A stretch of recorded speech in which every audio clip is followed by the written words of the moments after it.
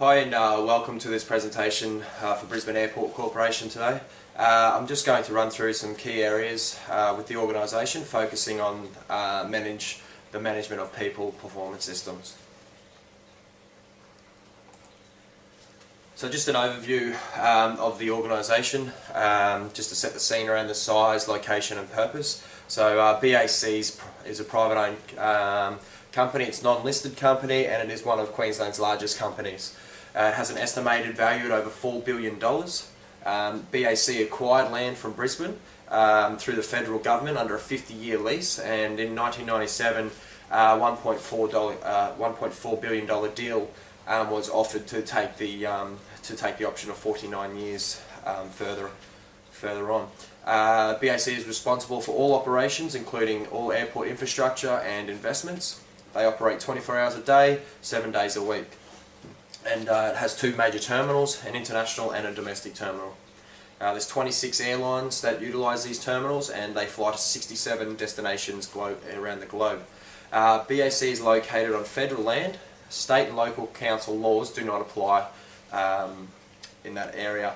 Brisbane Airport is a suburb in its own right, and it's the largest airport in Australia with the land size of 2,700 hectares.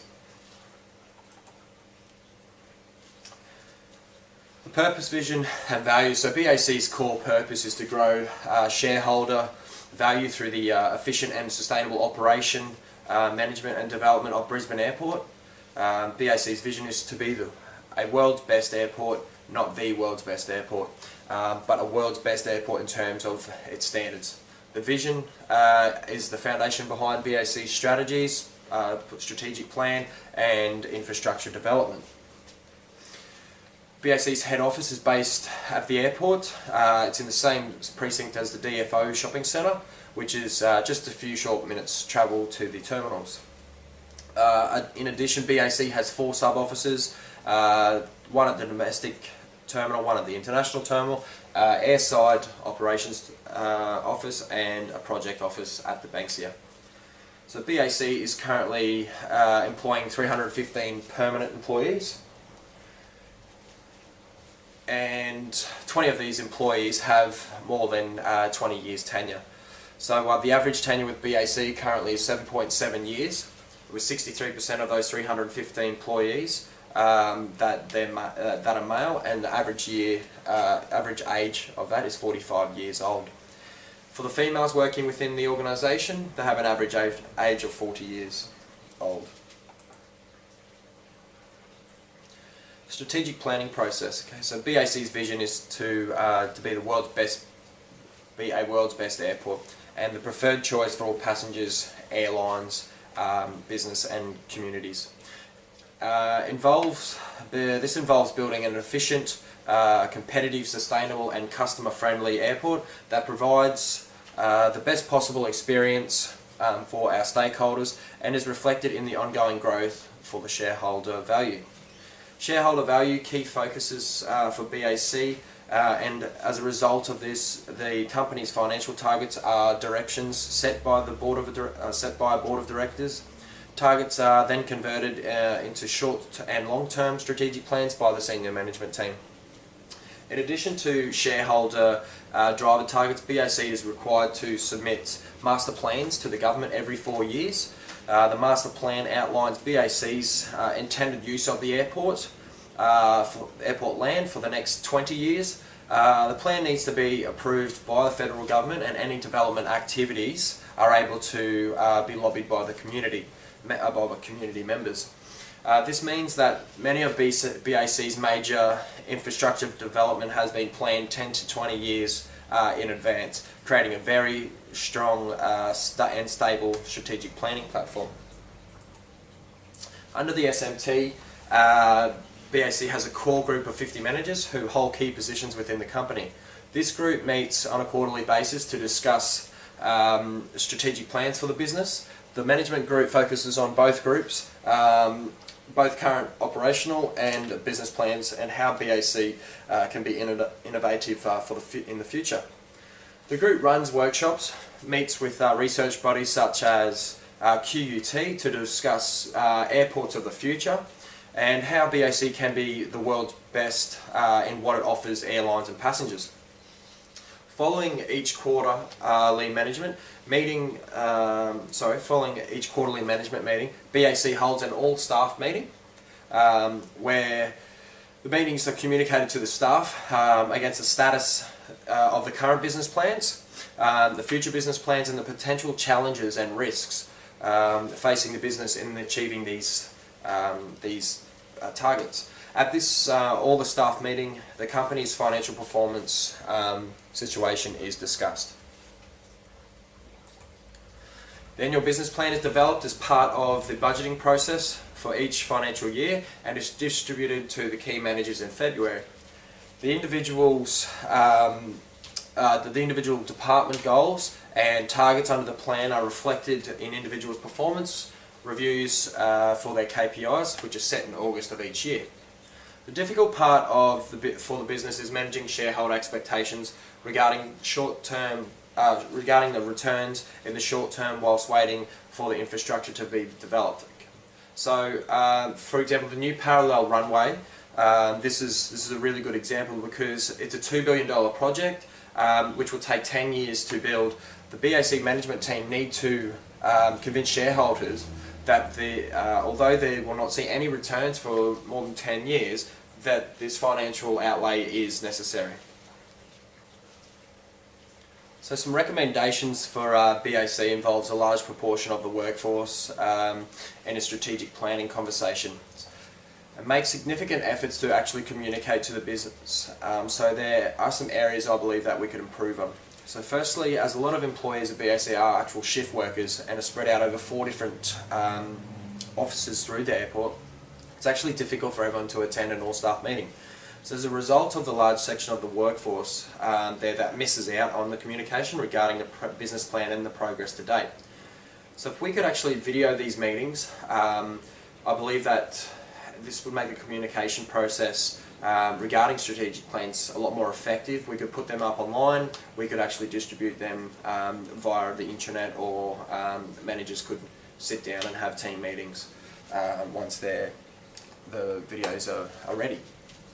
So in the core management, another recommendation, in the core management group, the most senior key managers there have a tenure of over 20 years and been with the company for a long time. So the average age of that CMG is 52, with only 8 female managers actually attending. So given one of the functions of this group is actually to be innovative and speak about the future airport technologies and see what's there for the future, I believe that better diversity in the group would they would actually benefit from this. So at present there are actually only 2 people under the age of 30 who attend the meetings. By having more employees from the technology world, as most people would see it as, they could benefit from better discussion and innovation around this. So providing better communication to staff about the business plan and key goals, individuals can actually have a better understanding of how their KPIs link to the overall success of the company. It also provides managers with a clearer direction as to what their team needs to focus on for the next 12 months. The organisational structure. BAC is a very diverse company with commercial and operational functions. So supporting the commercial operation business units, BAC has a lean corporate service department holding functions such as HR, finance, legal and corporate relations. The infrastructure in the company is long-term strategic planning of both the airport and other assets on airport land, and is actually critical to the long-term success of BAC. Firstly, we have the operational group, which is the department I would like to actually focus on today, which is down there. So, the team inside operational would be the airside operations teams. So, just to run through a brief description, the work team which will be our main focus point of today, it has a team of 32 members. They're all full-time. So the purpose of the airside ops team is to ensure the safety and the efficiency of the operation of the runway. They run 24 hours a day, 7 days a week, and it's critical to BAC's success that they're responsible for ensuring the runway is safe and it's operational at all times. So a few key duties that they maintain and look after would be wildlife control, executing runway inspections, airside escorts for special planes and aircraft, and work inspections and work maintenance. Airside Ops Office is based in a specially built maintenance complex close by the terminals for efficient operations, and the large team in terms of staff, they're a large team in terms of staff members. There are only 3 separate roles within the actual team. Airside Ops officers who report through to the Airside Ops team leaders, with the division led by the Airside Coordination Manager. Given the amount of people working on the same role across the shifts, it's actually critical that the team has a very effective communication process. And strategies are actually in place for the team to be multi-skilled across many different disciplines.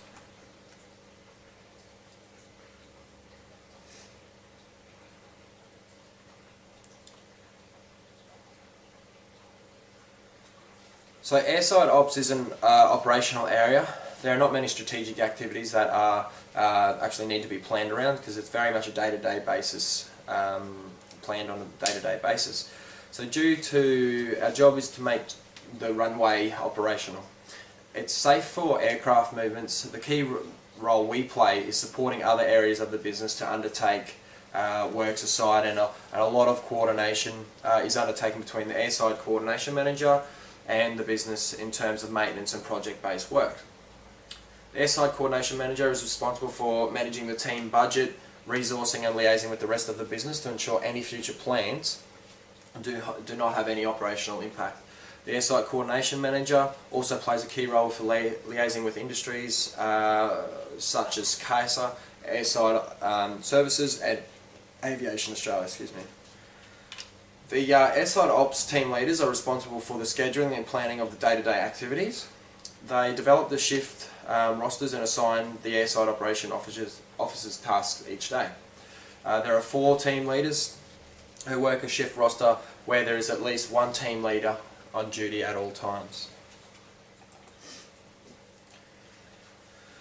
The type of work undertaken has a large impact on the way that we plan our work activities. So compliance-based activities such as an hourly runway inspection are the first items to be scheduled. Projects works actually require airside escorts and are scheduled well in advance. The team leaders once again manages the project work schedules and allocates an airside operations manager to each task. In the situation where the emergency occurs, the airside operations team are the first responders. The team leaders need to manage the day-to-day planning of the team to ensure an adequate numbers of airside ops officers can respond if an emergency actually occurs.